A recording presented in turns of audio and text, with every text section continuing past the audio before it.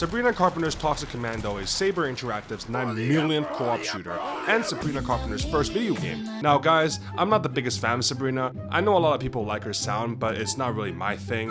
You know what, but I'll play this game, you know, I'll try your game, Sabrina, just for you. Now the game setting is a very refreshing take on a genre. Inspired by real world events, it takes place 2 days after Robert F. Kennedy has been appointed as Secretary of Health. In a misguided attempt to find the cause of autism in vaccines by drilling into the core of the earth, the CDC inadvertently released the ancient virus that turned everyone into ferocious, flesh-hungry zombies known as Swifties. Now only you and 3 other players can save the world by sending these demons right back to hell.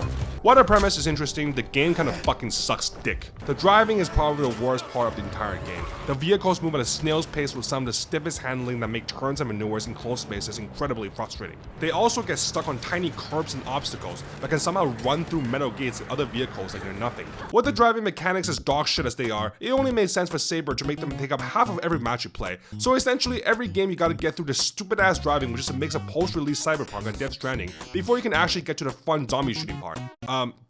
Thank you, Sabrina. Really appreciate that. Speaking of the gameplay, the game also has a massive problem with replayability. The game is already pretty light on content, with only 8 missions at launch that you can get through within 6 to 7 hours depending on the difficulty and how brain dead your teammates are. After you finish the campaign, that's pretty much it when it comes to variety. The only thing to do after that is to replay the exact same missions over and over and over again to level up classes and weapons and get cool new skins for prestiging. The thing is, unlike every other game in the genre like Space Marine 2, World War Z, Dark Tide, Helldivers 2, Deep Rock Galactic, GTA 4, Left 4 Dead, and even fucking FBC Firebreak, which all sought to introduce variety and repeated playthroughs through things like modifiers and procedural level generation, the guys at Sabrina Studios basically went, fuck this entire stupid ass game!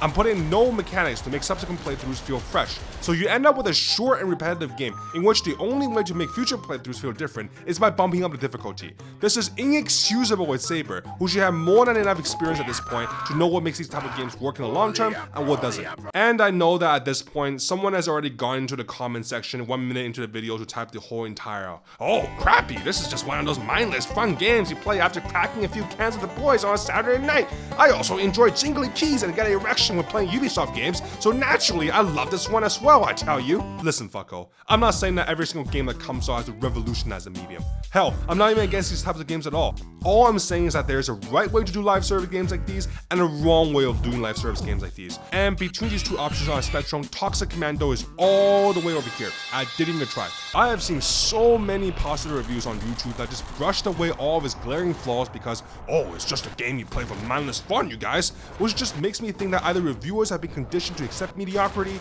or they're not replaying games that are intended to be replayed. There are thousands of other games that do the exact same as this, but way better. And with March full of great titles like Resident Evil 9 and even the new Pokemon spin-off, I just don't get why you would pay release price for this game. I think in the end, I gotta give Sabrina Carpenter a 3 out of 5, baby. I really like her aesthetics, performance style, and stage presence, but she falls short sonic-wise by relying too much on lower tempos and the 70s and 80s sounds.